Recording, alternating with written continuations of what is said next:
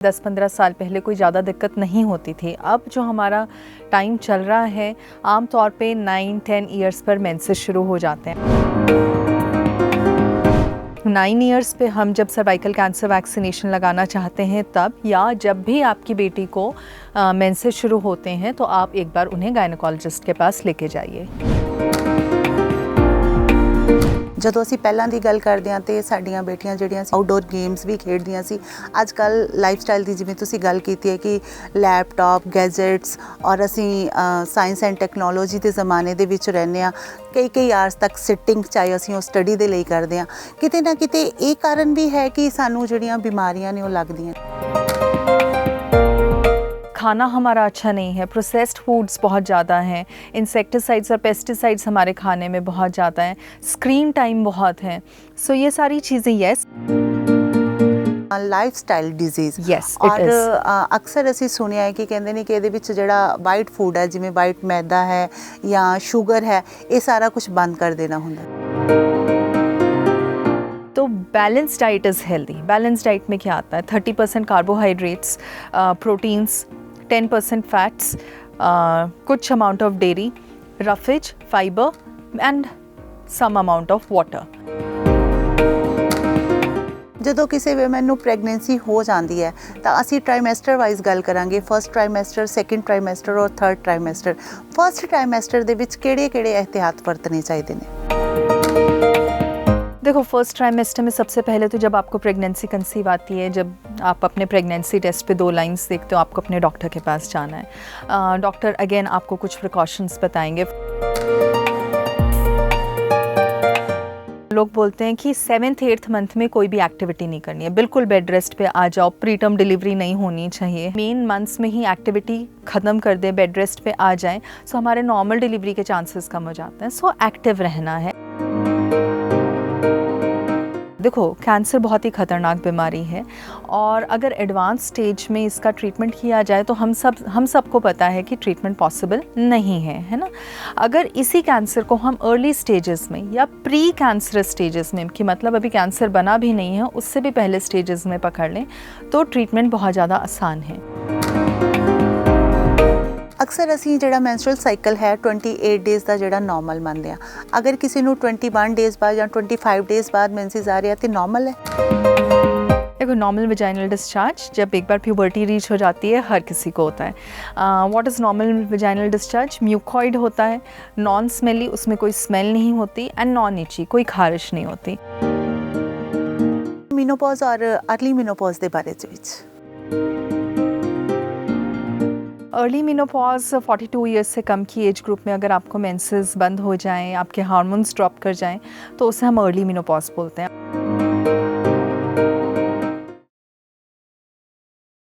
The unmute ਵੇਖ ਰਹੇ ਸਾਰੇ ਹੀ ਦਰਸ਼ਕਾਂ ਦਾ ਬਹੁਤ ਸਵਾਗਤ। ਮੈਂ ਹਾਂ ਸੁਖਬੀਰ ਕੌਰ।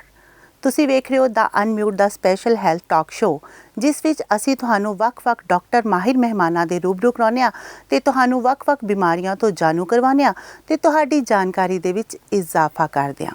ਅੱਜ ਦਾ ਪ੍ਰੋਗਰਾਮ ਹੈ ਬਹੁਤ ਹੀ ਖਾਸ ਕਿਉਂਕਿ ਅੱਜ ਅਸੀਂ ਗੱਲਬਾਤ ਕਰਾਂਗੇ ਗਰਲਸ ਹੈਲਥ ਤੇ ਵਿਮਨਸ ਹੈਲਥ ਤੇ ਔਰ ਇਸ ਵਿਸ਼ੇ ਤੇ ਗੱਲਬਾਤ ਕਰਨ ਦੇ ਲਈ ਅਸੀਂ ਆਪਣੇ ਸਟੂਡੀਓ ਦੇ ਵਿੱਚ ਸੱਦਾ ਦਿੱਤਾ ਹੈ ਡਾਕਟਰ ਏਕਾਵਲੀ ਗੁਪਤਾ ਜੀ ਨੂੰ, ਜੋ ਕਿ ਗਾਇਨਾਕੋਲੋਜਿਸਟ ਨੇ। ਮੈਮ, ਅਸੀਂ ਤੁਹਾਡਾ ਬਹੁਤ ਸਵਾਗਤ ਕਰਦੇ ਹਾਂ। ਜਦੋਂ ਅਸੀਂ ਵਿਮਨ ਹੈਲਥ ਦੀ ਗੱਲ ਕਰਦੇ ਹਾਂ ਜਾਂ ਗਰਲਸ ਹੈਲਥ ਦੀ ਗੱਲ ਕਰਦੇ ਹਾਂ, ਜਿਵੇਂ ਮੈਂ ਪ੍ਰੋਗਰਾਮ ਦਾ ਆਗਾਜ਼ ਕੀਤਾ ਕਿ ਜੇਕਰ ਅਸੀਂ ਥੋੜ੍ਹਾ ਸਮਾਂ ਪਹਿਲਾਂ ਦੀ ਗੱਲ ਕਰੀਏ, 10-15 ਸਾਲ ਪਹਿਲਾਂ ਦੀ ਗੱਲ ਕਰੀਏ, ਤਾਂ ਇਹ ਬਿਮਾਰੀਆਂ ਵੀ ਘੱਟ ਸੀ ਔਰ ਸਾਨੂੰ ਡਾਕਟਰ ਦੇ ਕੋਲ ਜਾਂ ਗਾਇਨਾਕੋਲੋਜਿਸਟ ਦੇ ਕੋਲ ਉਦੋਂ ਜਾਣਾ ਪੈਂਦਾ ਸੀ ਜਦੋਂ ਅਸੀਂ ਪ੍ਰੈਗਨੈਂਸੀ ਪਲਾਨ ਕਰਨੀ ਸੀ ਜਾਂ ਅਸੀਂ ਕਨਸੀਵ ਕਰਨਾ ਸੀ। ਪਰ ਅੱਜ ਅਸੀਂ ਦੇਖਦੇ ਹਾਂ ਕਿ ਛੋਟੀਆਂ ਗਰਲਸ ਨੇ, ਚਾਹੇ ਅਸੀਂ 10-12 ਸਾਲ ਦੀ ਗਰਲਸ ਦੀ ਗੱਲ ਕਰ ਲਈਏ, ਚਾਹੇ ਜਦੋਂ ਅਡੋਲਸੈਂਸ ਦੇ ਵਿੱਚ ਐਂਟਰ ਹੀ ਕਰਦੀਆਂ ਨੇ ਤੇ ਉਹਨਾਂ ਨੂੰ ਕਈ ਤਰ੍ਹਾਂ ਦੀਆਂ ਬਿਮਾਰੀਆਂ ਹੁੰਦੀਆਂ ਨੇ। ਕੀ ਕਹਿਣਾ ਚਾਹੋਗੇ? आजकल क्या हो रहा है कि लड़कियों को मेंसेस जल्दी शुरू हो जाते हैं, जो पिछले, जैसे आपने बताया कि 10-15 साल पहले कोई ज़्यादा दिक्कत नहीं होती थी। अब जो हमारा टाइम चल रहा है, आम तौर पे 9-10 ईयर्स पर मेंसेस शुरू हो जाते हैं। I think that is the time जब आपने अपने डॉक्टर से मिलना है, पहली बार अपनी बेटी को लेकर जाना है, क्योंकि उसी टाइम हमको कुछ एजुकेशनल चीज़ें उन्हें बतानी है, मेंस्ट्रुअल हाइजीन के बारे में चीज़ें बतानी हैं। Then there is this cervical cancer vaccination जो आजकल बहुत ज़रूरी है अपने बच्चों को लगाना, जिसके बारे में हम आपको बताएंगे, जिसके बारे में हम पेरेंट्स को बताएंगे, बच्चों को बताएंगे, जो लगाना ज़रूरी है। सो आई थिंक 9 ईयर्स पे हम जब सर्वाइकल कैंसर वैक्सीनेशन लगाना चाहते हैं तब, या जब भी आपकी बेटी को मेंसेस शुरू होते हैं, तो आप एक बार उन्हें गायनोकोलॉजिस्ट के पास लेके जाइए। ਜਿਹੜੀ ਤੁਸੀਂ ਗੱਲ ਕੀਤੀ ਹੈ ਵੈਕਸੀਨੇਸ਼ਨ ਦੀ, ਇਹ किस एज तो किस एज तक लगता है? देखो, जो सर्वाइकल कैंसर वैक्सीनेशन है हम 9 ईयर्स की एज के बाद देते हैं। 9 ईयर्स से 14 ईयर्स तक इसकी 2 डोजेज़ लगती हैं 6 मंथ्स अपार्ट, मतलब एक आज लगेगी और एक 6 महीने के बाद लगेगी। 14 ईयर्स की एज के बाद टिल 45 ईयर्स ऑफ एज इसकी 3 डोजेज़ लगती हैं, एक आज, एक 2 महीने बाद और एक उसके 4 महीने बाद, तो मतलब 6 मंथ्स के बाद। ये सर्वाइकल कैंसर, जैसे कि नेम सजेस्ट करता है, यूट्रस के माउथ का जो कैंसर होता है उसकी प्रिवेंशन के लिए वैक्सीन लगाई जाती है। आजकल जो हमारे पास न्यूएस्ट वैक्सीनेशन अवेलेबल है वो 9 स्ट्रेन्स के अगेंस्ट काम करती है, जिसलिए उसके नाम में एक 9 वर्ड लगा हुआ है। सो ये बहुत ज़्यादा ज़रूरी है, इससे डरने की कोई बात नहीं है।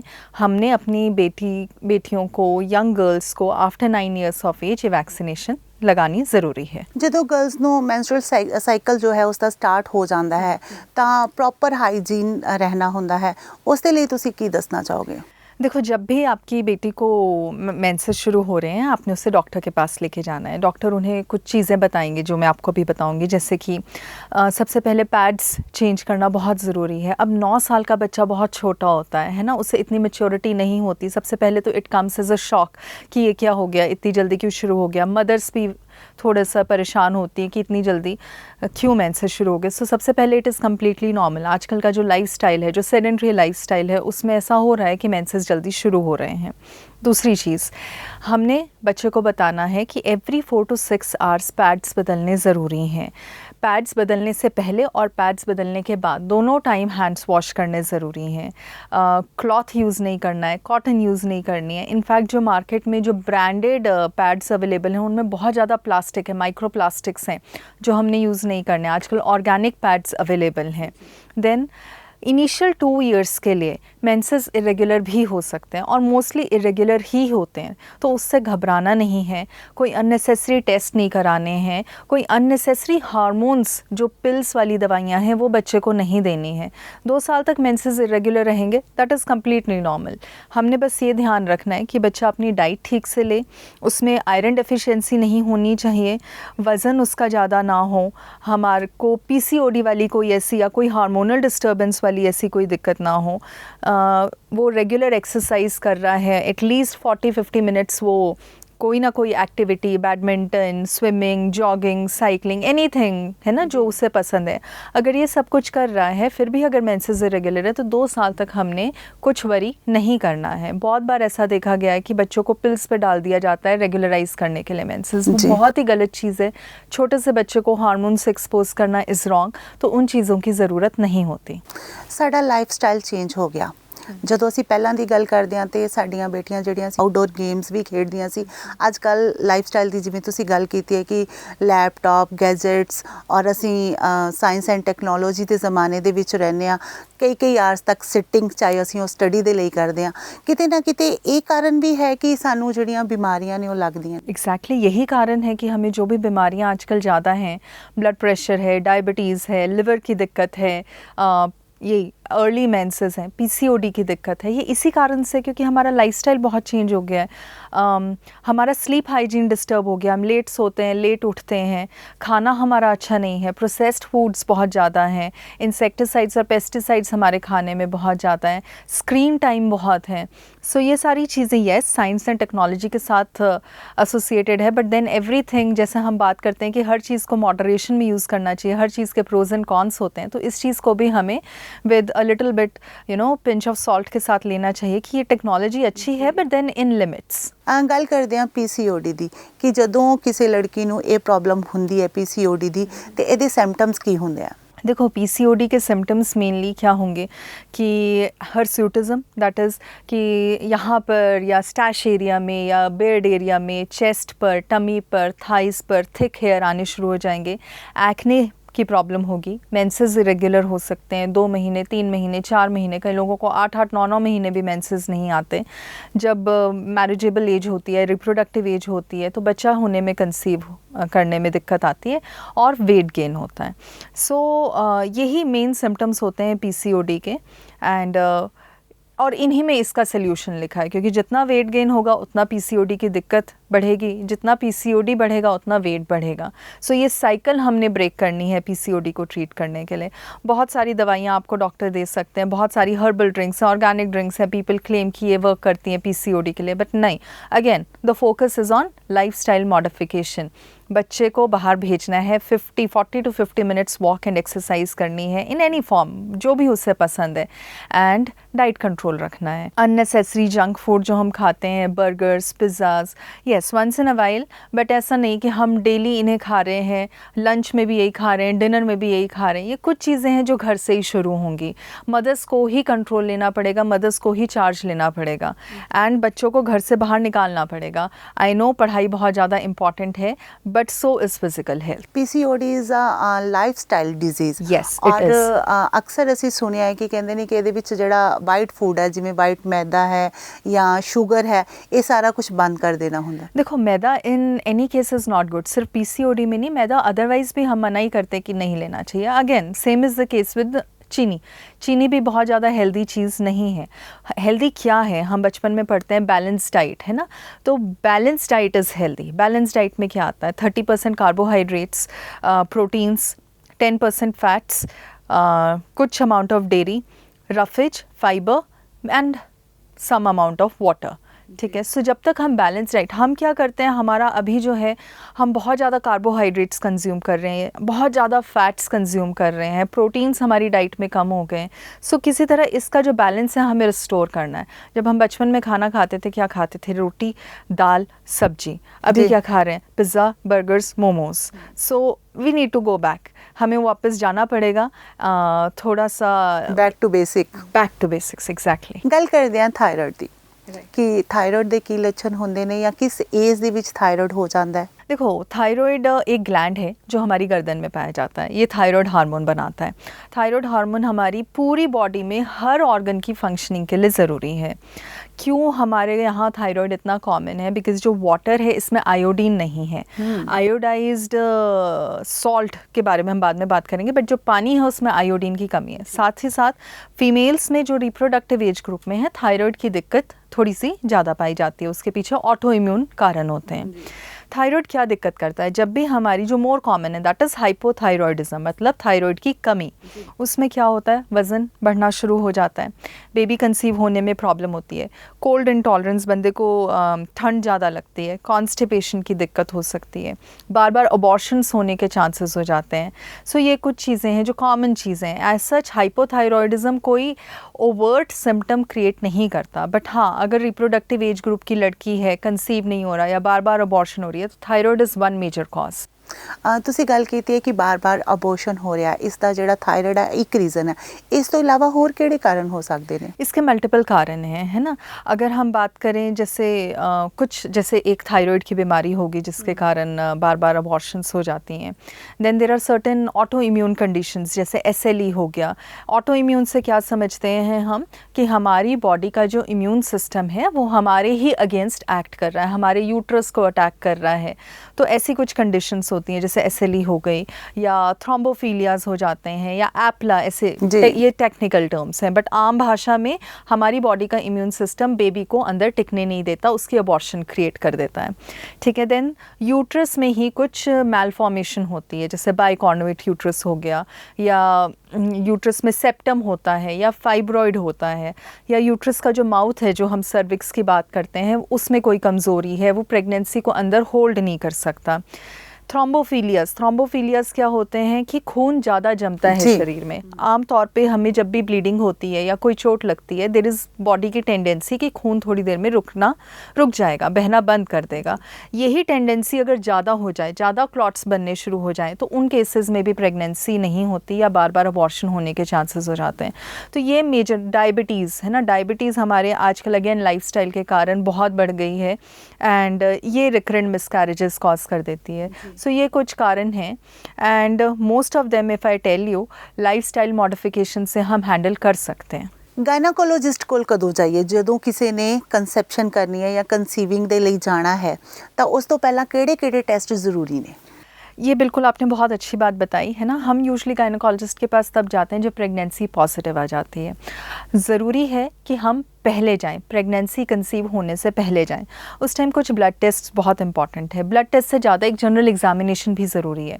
वज़न कितना है, हाइट के हिसाब से आपका वज़न कितना है, ज़्यादा तो नहीं है, अगर ज़्यादा है तो हम उसे कम करने की कोशिश करेंगे। बीपी ज़्यादा तो नहीं है, बिकॉज़ आजकल बीपी की प्रॉब्लम बहुत कॉमन है। फिर कुछ डॉक्टर आपकी ब्लड टेस्ट्स कराएंगे, जैसे कि ब्लड ग्रुप कराएंगे। हस्बैंड और वाइफ में ABO इनकम्पैटिबिलिटी तो नहीं है, मतलब ब्लड ग्रुप में वाली कोई दिक्कत तो नहीं है।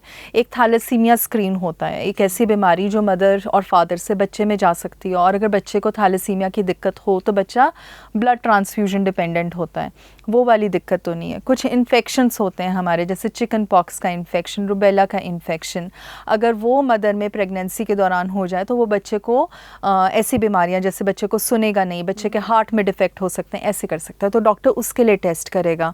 अगर आपको कभी चिकन पॉक्स या रुबेला नहीं हुआ है तो डॉक्टर चाहेगा कि आपको वैक्सीनेट करें एंड 1 महीने के लिए वेट करें और तब आप कंसीव करो। सो ये कुछ बेसिक चीज़ें हैं। थायराइड का टेस्ट कराएंगे, शुगर्स के टेस्ट कराएंगे, जो आइडियली प्रेगनेंसी कंसीव करने से पहले हो जानी चाहिए। आजकल हम देखते हैं कि प्रेगनेंसी में कॉम्प्लिकेशंस बढ़ती जा रही हैं। यही कारण है क्योंकि हम हेल्दी स्टेट में होते ही नहीं at the time of conception. So doctor आपकी प्रीनेटल काउंसलिंग करेगा, जिसमें आपको बताएंगे कि आपको 30 to 40 मिनट्स वॉक करनी ज़रूरी है, हेल्दी खाना है, अल्कोहल नहीं लेना, स्मोकिंग नहीं करनी है। फॉलिक एसिड की एक गोली है जो ideally 3 months prior to conception शुरू हो जानी चाहिए। सो इन चीज़ों के बारे में डॉक्टर आपको गाइड करेंगे। ਜੀ, ਜਦੋਂ ਕਿਸੇ ਵੇਮਨ ਨੂੰ ਪ੍ਰੈਗਨੈਂਸੀ ਹੋ ਜਾਂਦੀ ਹੈ ਤਾਂ ਅਸੀਂ ਟ੍ਰਾਈਮੈਸਟਰ ਵਾਈਜ਼ ਗੱਲ ਕਰਾਂਗੇ, ਫਰਸਟ ਟ੍ਰਾਈਮੈਸਟਰ, ਸੈਕੰਡ ਟ੍ਰਾਈਮੈਸਟਰ ਔਰ ਥਰਡ ਟ੍ਰਾਈਮੈਸਟਰ। ਫਰਸਟ ਟ੍ਰਾਈਮੈਸਟਰ ਦੇ ਵਿੱਚ ਕਿਹੜੇ-ਕਿਹੜੇ ਇਹਤਿਆਤ ਵਰਤਣੇ ਚਾਹੀਦੇ ਨੇ? देखो, फर्स्ट ट्राइमेस्टर में सबसे पहले तो जब आपको प्रेगनेंसी कंसीव आती है, जब आप अपने प्रेगनेंसी टेस्ट पे 2 लाइंस देखते हो, आपको अपने डॉक्टर के पास जाना है। डॉक्टर अगेन आपको कुछ प्रिकॉशंस बताएंगे। फर्स्ट ट्राइमेस्टर में हम ये बताते हैं कि प्रेगनेंसी कोई बीमारी नहीं है, ठीक है। अपना लाइफस्टाइल ज़्यादा चेंज करनी, मतलब जॉब नहीं छोड़नी है। आपको घर वाले एडवाइसेस देंगे कि झुकना नहीं है, सीढ़ियाँ नहीं चढ़ना, बेड रेस्ट एडवाइस्ड है, ऐसा कुछ नहीं है। ये सारी चीज़ें गलत हैं। आप अपना रूटीन फॉलो कर सकते हो। जो एक्टिविटीज़ हम अवॉइड करने के लिए बोलते हैं, वो बोलते हैं इंटरकोर्स नहीं करना, 200 किलोमीटर से ज़्यादा ट्रैवल नहीं करना, 5 kg से ज़्यादा वेट नहीं उठाना एंड प्रोलॉन्ग्ड स्क्वाटिंग नहीं करनी है। फिर वाटर इनटेक अच्छा होना चाहिए। वी फोकस ऑन डाइट, कि हाई प्रोटीन डाइट आपने लेना है। यूजुअली फर्स्ट ट्राइमेस्टर में वॉमिटिंग की दिक्कत बहुत ट्रबल करती है, तो उसकी कुछ लाइफस्टाइल मॉडिफिकेशंस हैं। यस, दवाइयाँ तो ज़रूर हैं, बट उससे पहले हम कुछ बताते हैं कि आप अपने डाइट में, अपनी दिनचर्या में ये चेंजेस कर सकते हो जिससे वॉमिटिंग आपकी कंट्रोल में रहेंगी। We start with folic acid. कुछ बेसिक से टेस्ट हैं जो हम कराते हैं। Then ultrasound is done at 7 weeks, जिसमें हम बेबी की हार्ट बीट कन्फर्म करते हैं। एंड NT-NB स्कैन होता है 12 वीक्स पे, जो कि आजकल बहुत ज़रूरी है। जो मेंटली रिटार्डेड बच्चे होते हैं, वो कंडीशंस हम आजकल पहले पकड़ लेते हैं, तो ये सारे टेस्ट कराने ज़रूरी हैं फर्स्ट ट्राइमेस्टर जी। और सेकेंड ट्राइमेस्टर ਦੇ ਵਿੱਚ देखो, सेकेंड ट्राइमेस्टर हमारा 14 वीक्स के बाद शुरू होता है। इसे हम हनीमून ट्राइमेस्टर कहते हैं, क्योंकि नाउजिया वॉमिटिंग कम हो जाता है, शरीर में एनर्जी आ जाती है, प्रेगनेंसी की दिक्कतें कम हो जाती है, you start enjoying the pregnancy. इसमें मेनली एक हमारा 20 वीक्स पे, 19-20 वीक्स पे लेवल 2 स्कैन होता है। लेवल 2 स्कैन में हम देखते हैं कि बच्चे के अंग सारे ठीक से बने हुए हों। एक फीटल इको होता है जिसमें हम देखते हैं कि बच्चे का हार्ट ठीक से बना हुआ हो। देन एक शुगर का test, like I told you, sugar बहुत कॉमन है इंडिया में। डायबिटीज़ प्रेगनेंसी में और ज़्यादा कॉमन है, तो एक 24 वीक्स पे GTT का टेस्ट होता है, जो कि कराना है, बहुत ज़्यादा ज़रूरी है। अदरवाइज़ और कुछ टेस्ट नहीं नीडेड है सेकेंड ट्राइमेस्टर। कर दिया third trimester the. Third trimester again is very important. अब हमारे इंडिया में नया कंसेप्ट है आजकल, शायद पुराना भी होगा, बट देन लोग बोलते हैं कि 7th-8th मंथ में कोई भी एक्टिविटी नहीं करनी है, बिल्कुल बेड रेस्ट पे आ जाओ, प्री टर्म डिलीवरी नहीं होनी चाहिए, है ना। प्री टर्म डिलीवरी तो 6 मंथ पे भी नहीं होनी चाहिए, 5th मंथ में भी नहीं होनी चाहिए, सो ये गलत कंसेप्ट है। अब क्या होता है कि अगर हम मेन मंथ्स में ही एक्टिविटी ख़त्म कर दें, बेड रेस्ट पे आ जाएं, सो हमारे नॉर्मल डिलीवरी के चांसेस कम हो जाते हैं। सो एक्टिव रहना है, ऐसा कुछ नहीं होता, ये एक सिर्फ मिथ है। देन 28 वीक्स में हमारा एक ग्रोथ स्कैन होता है, जिसमें हम देखते हैं कि बच्चा अच्छे से ग्रो कर रहा है, बच्चे के आसपास फ्लूइड ठीक है, बच्चे को ब्लड फ्लो अच्छे से जा रहा है। 2-2 हफ्ते में डॉक्टर आपको टमी से देखेगा कि बच्चे की ग्रोथ बिल्कुल ठीक है, मेंटेन्ड है। एंड देन 36 वीक्स के आसपास हम कुछ फाइनल टेस्ट कराते हैं। मेन फोकस हमारा 3rd ट्राइमेस्टर में ये होता है कि आपने एक्टिविटी करनी है, वॉक करनी है। 34 वीक्स के बाद हम स्क्वाट्स, लंजेस, ये सारी एक्सरसाइजेज शुरू कर देते हैं। We discuss birth plan with the patient कि क्या चाहते हो आप, नॉर्मल डिलीवरी चाहते हो, सिज़ेरियन चाहते हो, प्रेगनेंसी में कोई कॉम्प्लिकेशन है तो ये हो सकता है। बच्चे की मूवमेंट्स के बारे में बताते हैं कि इस तरह से आपने मूवमेंट्स का ध्यान रखना है, डाइट अच्छी रखनी है।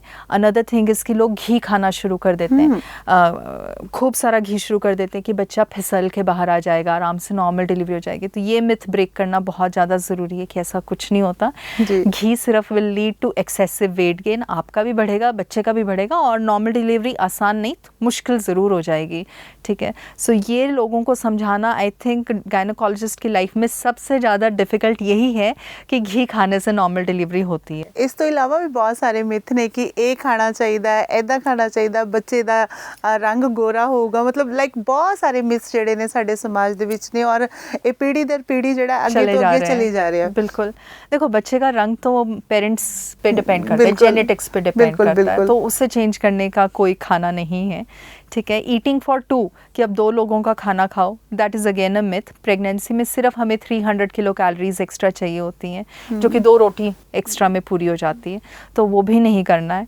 ठीक है। वेट गेन नॉर्मल है प्रेगनेंसी में अराउंड 10 to 11 kgs, बट हमारे यहाँ 25-26 किलो हो रहा है, तो वो एबनॉर्मल है। अगेन नॉर्मल डिलीवरी के चांसेस कम कर देता है। सो इन चीज़ों का ध्यान रखना है। कोई भी चीज़, कोई भी मिथ अगर आपके दिमाग में है, कोई भी चीज़ हमने बिना साइंटिफिक एविडेंस के फॉलो नहीं करनी है। आपके डॉक्टर्स अवेलेबल हैं, उनसे बात करो, उसके पीछे साइंटिफिक एविडेंस ढूंढने की कोशिश करो। अगर तो बात बनती है वी फॉलो, अगर कोई बात नहीं बनती है then that is just a myth.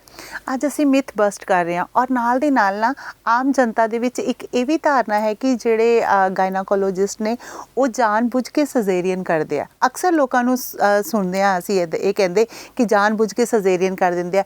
ਅੱਜ ਇਸ ਪ੍ਰੋਗਰਾਮ ਦੇ ਥਰੂ ਅਸੀਂ ਉਹਨਾਂ ਦਾ ਇਹ ਵੀ ਜਿਹੜਾ ਵਹਿਮ ਹੈ ਉਹ ਵੀ ਦੂਰ ਕਰਾਂਗੇ ਕਿ ਕੁਝ ਹਾਲਤਾਂ ਹੁੰਦੀਆਂ ਨੇ ਜਾਂ ਕੁਝ ਸਿਚੁਏਸ਼ਨਸ ਇੱਦਾਂ ਦੀਆਂ ਹੁੰਦੀਆਂ ਕਿ ਸਜ਼ੇਰੀਅਨ ਕਰਨਾ ਹੀ ਪੈਂਦਾ, ਅਦਰਵਾਈਜ਼ ਗਾਇਨਾਕੋਲੋਜਿਸਟ ਕਦੀ ਵੀ ਇਹ ਨਹੀਂ ਚਾਹੁੰਦਾ ਕਿ ਜਾਣ-ਬੁੱਝ ਕੇ सजेरियन किया जाए। एग्जैक्टली, ये बिल्कुल सही बात है ना। कोई भी गायनोकोलॉजिस्ट, कोई भी डॉक्टर आपका जानबूझ के सिजेरियन नहीं करेगा।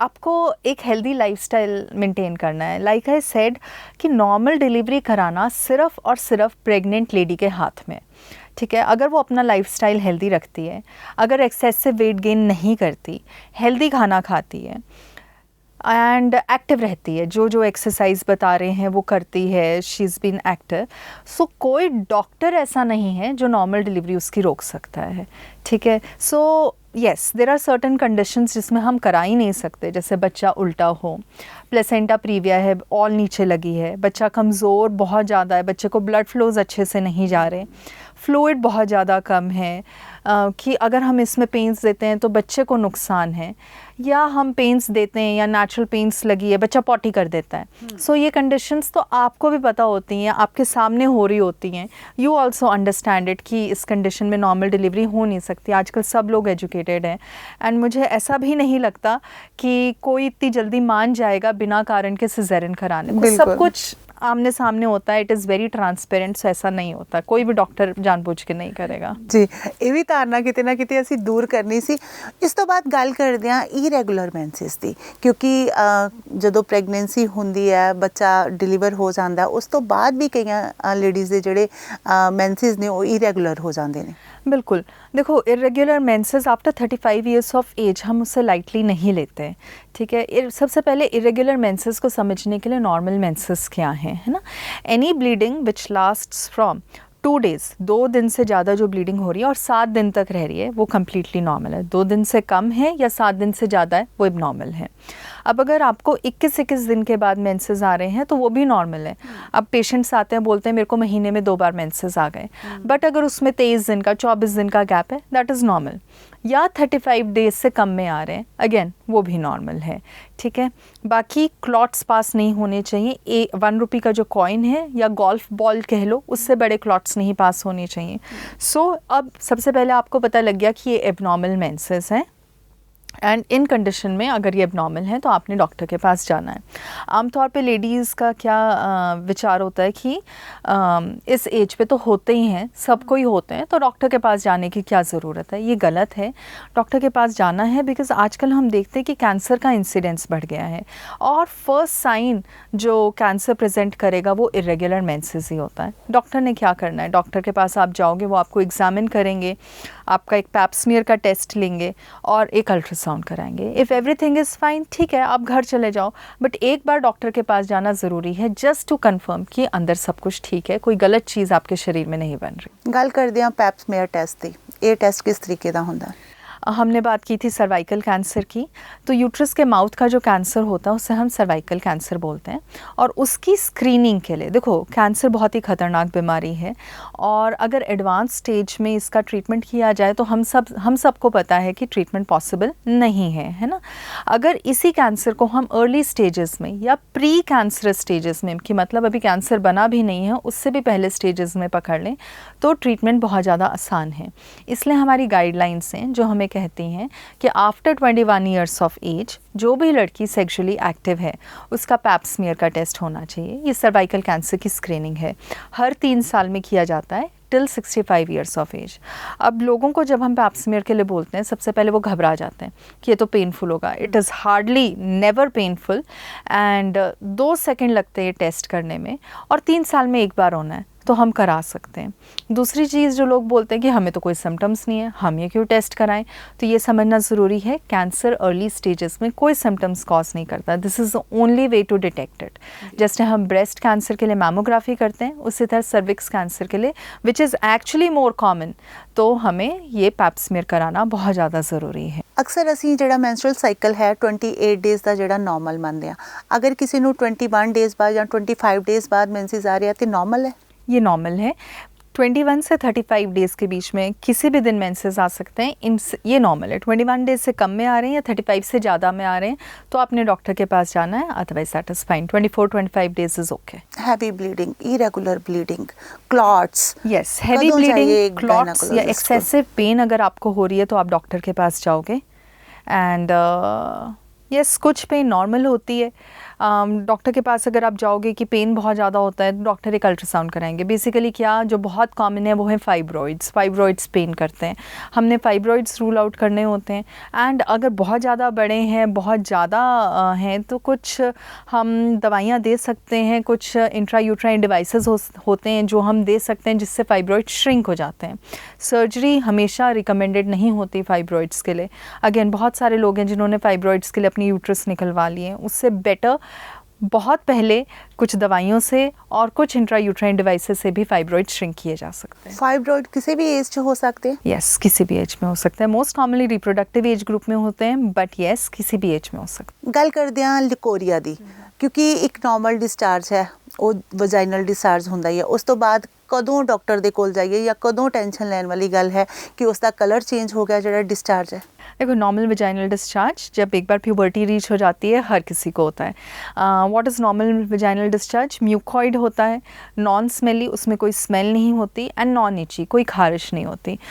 ये डिस्चार्ज आपको मिड साइकिल में ज़्यादा होगा और मेंसेस आने से पहले भी ज़्यादा हो जाएगा। ये कम्प्लीटली नॉर्मल है, इससे घबराने की ज़रूरत नहीं है।